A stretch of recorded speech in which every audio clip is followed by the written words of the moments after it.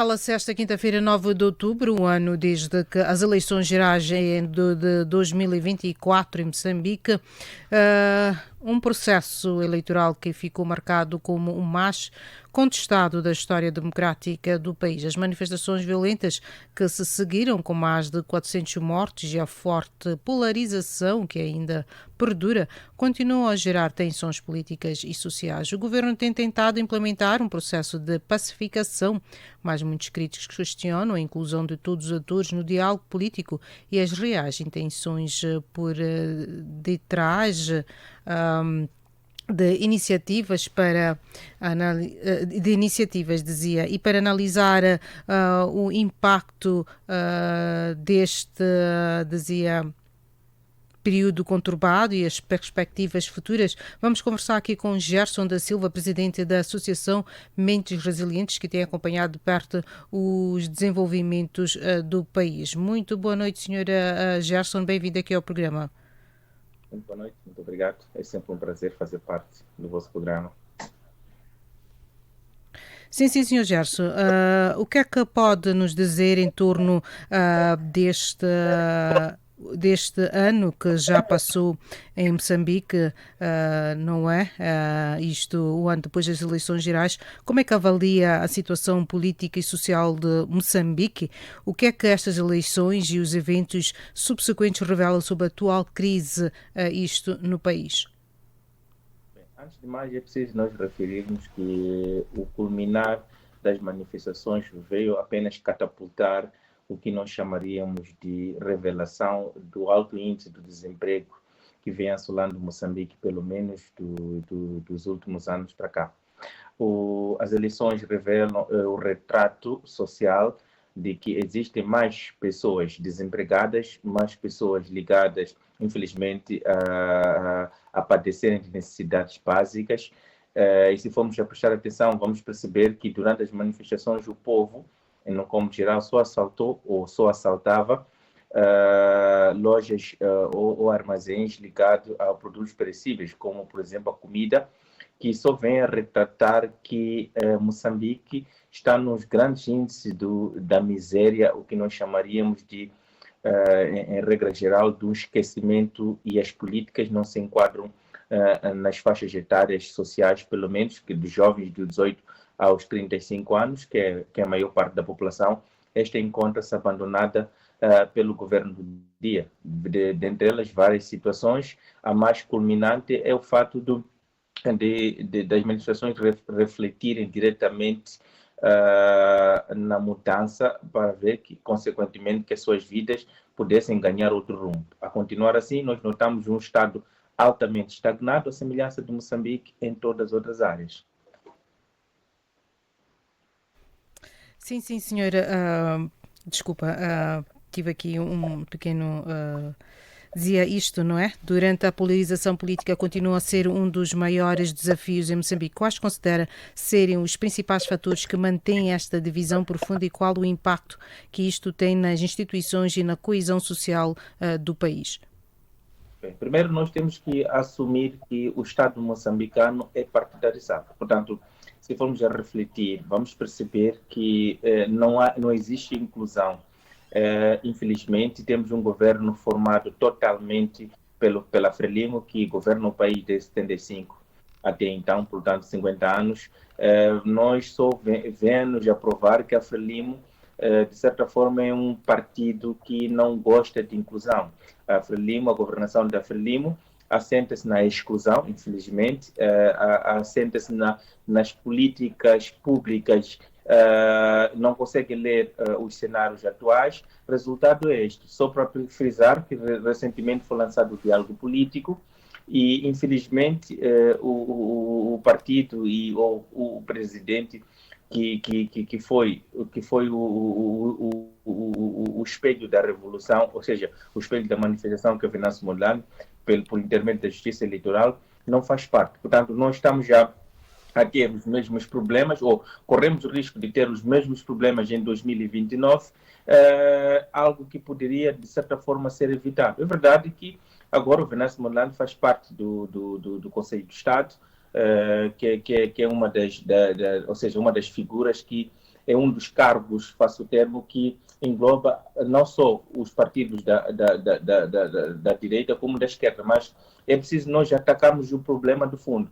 Me parece que a própria Frelimo, na pessoa do presidente Daniel Francisco Chapo, ainda não tem a dimensão da realidade do problema que infelizmente, os seus antecessores vieram implantando aqui desses tempos para cá. Portanto, a exclusão do Venâncio Mondlane neste diálogo é o reflexo de que não existe vontade política para solucionar os problemas. Portanto, temos, por um lado, a exclusão do Venâncio Mondlane e, por outro lado, temos a situação da instauração dos processos criminais junto à Procuradoria-Geral da República na direção do Gabinete Central de Criminalidade Organizada. Dentre vários crimes que Venâncio Mondlane é também acusado por incitação à violência e desobediência coletiva. Portanto, numa situação em que era o momento de criar-se harmonia, união, para que todos os moçambicanos, sem a distinção da cor partidária, pudessem fazer parte para catapultar a nossa economia, entre outros aspectos. Mas, portanto, estamos a notar mais uma vez um diálogo em que os próprios políticos arranjam-nos os problemas e depois vendem-nos a solução. Agora é mais um exemplo para refletirmos sobre que país nós temos e que país nós pretendemos construir nos próximos anos, até pelo menos as próximas eleições que se avizinham em 2029. Sim. E, na sua opinião, o governo está realmente empenhado em promover uma reforma política genuína? O que é que está em jogo neste processo? Bem, eu acho que o que está a acontecer aqui são jogos de interesse. A África, no como geral, Moçambique não é exceção, vamos notando que os governos do dia, os titulares das pastas em todos os aspectos, são os que representam interesses de um punhado, um grupo de pessoas. A Frelimo não é diferente. Eu tinha alguma esperança, pelo menos no Daniel Chapo, atendendo e considerando o percurso, a sua área de formação de base, ele é advogado, e depois, por sua vez, também é um presidente que consegue ler um cenário. Na altura, viveu a fase da guerra de destabilização, foi uma das vítimas, foi um daqueles jovens, segundo a trajetória, que conhece as zonas rurais e depois as zonas urbanas. Mas, envolvidos praticamente um ano na sua governação, nós estamos a notar que o país continua estagnado. É verdade que o diálogo político que foi lançado apenas está para acomodar interesses de parte de alguns críticos, sem estar aqui a tentar fugir muito do tema. Vamos notando que a nova lei, por exemplo, de imprensa nacional, agora o Estado tem a faculdade de poder adquirir ações em todas as empresas privadas de comunicação das mídias, no computador. Portanto, nós estamos a notar que estamos a caminhar para uma ditadura, sob o ponto de vista, se nós olharmos para a situação do país, nós estamos a regredir.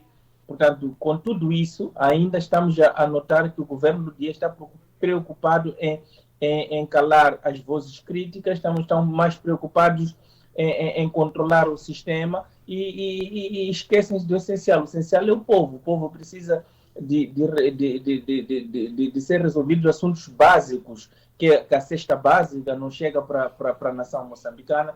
Há muita gente desempregada e estão a ignorar o problema, estão a ir buscar um assunto menos importante nessas alturas em que Moçambique viveu um período conturbado em todos os aspectos. Sim, e para terminar, Sr. Gerson, com as eleições presidenciais de 2029 no horizonte, quais consideram serem os principais desafios e oportunidades para Moçambique nos próximos anos, especialmente no que toca ao cenário eleitoral, que será crucial para a estabilidade política do país? Primeiro é preciso que a Frelimo deixe de pensar que esse país é privado. Este país não pertence à Frelimo, esse país pertence aos moçambicanos. E neste fio de pensamento é preciso que a própria Frelimo ganhe a consciência de acreditar que este país é democrático e deve abrir espaço para todas e qualquer força política poderem concorrer. É verdade que, infelizmente, a Frelimo tem alicerces dentro do Estado. Se formos a prestar atenção, o presidente da República é o mesmo presidente do Partido Frelimo, por sua vez, ele Procurador-Geral da República, Comandante-Geral da Polícia, Estado-Maior-General. Portanto, e essas figuras, se formos a prestar atenção, que é o pilar do Estado, da administração pública, vamos perceber que os mandatos não coincidem com o fim do mandato do Presidente da República, ou seja, há uma continuação. O Presidente da República, por sinal o Presidente da Frelimo, o seu mandato termina muito antes desta figura. Portanto, neste contexto, a Frelimo continuará a usar os órgãos eleitorais para o benefício próprio, continuar a usar a polícia para o benefício próprio. Só para citar a própria Força de Intervenção Rápida, que é uma polícia que eu considero que é uma empresa de segurança pertencente ao Partido Frelimo, porque se formos a prestar atenção, com tantos raptos, com tantos outros problemas, mas ainda notamos que é uma polícia muito fiel ao Partido Frelimo e recebe comandos exatamente dos titulares que são nomeados pelo presidente do Partido Frelimo, que por sinal é o presidente da República. Portanto, eu antevejo o mesmo problema, mas em épocas diferentes.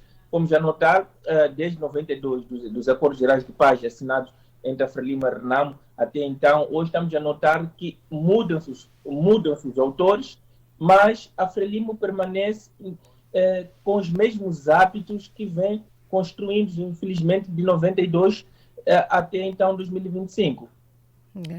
Muitíssimo obrigado, Sr. Gerson, pelas suas análises e continuação de uma boa noite para si. Obrigado. E estas foram as palavras de Gerson da Silva, presidente da Associação Mintas Resilientes, falando-vos a partir da cidade de Maputo, Moçambique. Maremo Samo, no Caleidoscópio, das 20 às 21 horas de Joanesburgo.